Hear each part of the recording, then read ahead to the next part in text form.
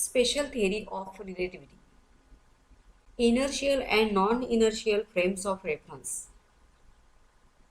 For better understanding of this concept, one can consider Newton's first law of motion, which is known as the law of inertia.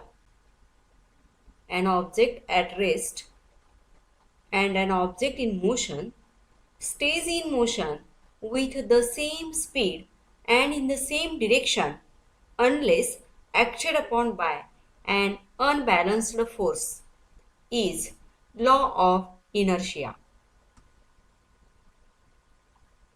Then relativity velocity.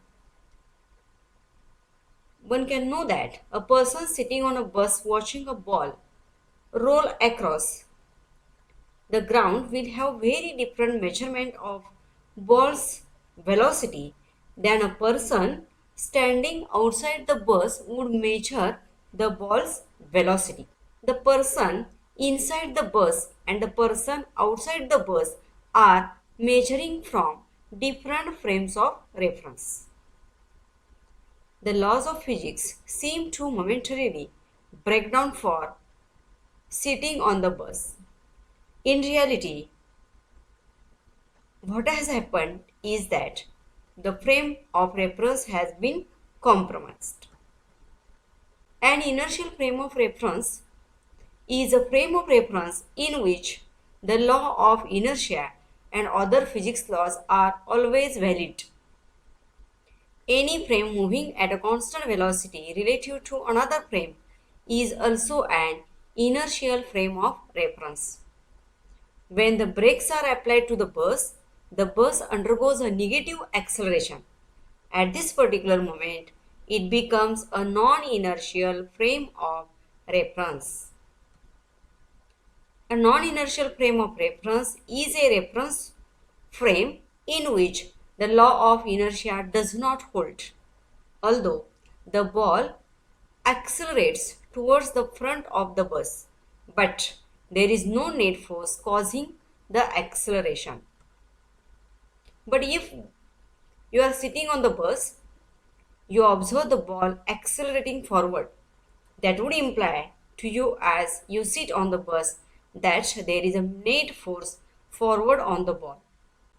The reason there appears to be a net force on the ball is that you are observing the motion of the ball in the non-inertial reference frame, with the help of which one can understand what is inertial frame, non-inertial frame, and what will be the actual events happening in a non-inertial frame with reference to inertial frame, and what will be the situation of the event happening in inertial frame of reference with respect to non-inertial reference frames. If you were observing the motion from the road, the ball just continues to move forward at the speed it was already going, and its motion is easily explained by the law of inertia.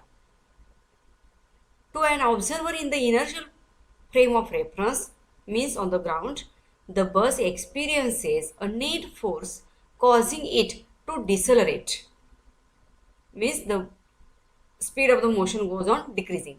The ball just continues its forward velocity with no net force. Now we will see actual example. To explain ball's motion, if you are sitting on the bus, you need to invent a force that acts on the ball forward towards the front of the bus. It is called the fictitious force. It is an invented force that one can use to explain the observed motion in the accelerated frame of reference. Here I am drawing the picture of two inertial reference frames, frame S and S dash. It is frame S and it is S dash. This S dash has velocity v bar, where the frame S is having velocity v.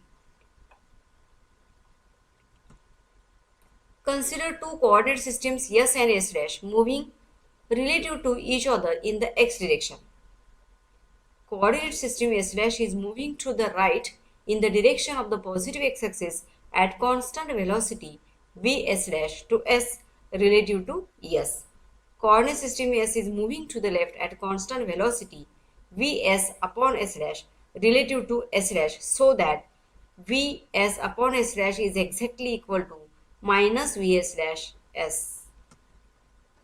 Relative motion occurs only along the axis y and z coordinates coincide in S and S dash coordinate systems.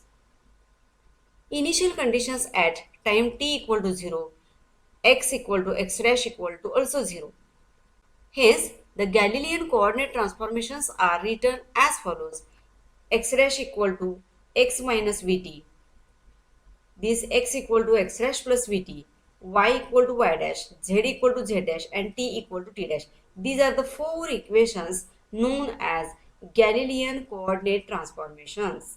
Means, or you can say transformation equations as x equal to x dash plus vt, y equal to y dash, means this y in S system is exactly equal to this y dash distance in S dash system. Same is the case for z and z dash, and time t in S system is exactly equal to the time t dash in the system S dash. Now we talk about the additive velocities. U dash x equal to ux minus v, ux equal to u dash x plus v, and acceleration is an invariant, hence ax dash equal to ax. Therefore, it is calculated by setting x dash equal to 0 in the location of the origin of the system S dash. The fundamental laws of physics are the same in all frames of reference moving with constant velocity with respect to one another. Therefore, Galilean transformation two reference frames as S and S dash moving with velocity v to each other. Therefore, if an event has coordinates t, x, y, z in S, what are its coordinates in S dash as t dash, x dash, y dash, z dash? T dash time coordinates, x, y, z, x dash, y dash, z dash are the space coordinates in respective coordinate systems. Now, Newtonian principle of relativity. If Newton's laws are valid in one reference frame, then they are also valid in another reference frame moving at a constant uniform velocity relative to the first system. It is Newtonian principle of relativity. It is also called as Galilean invariance.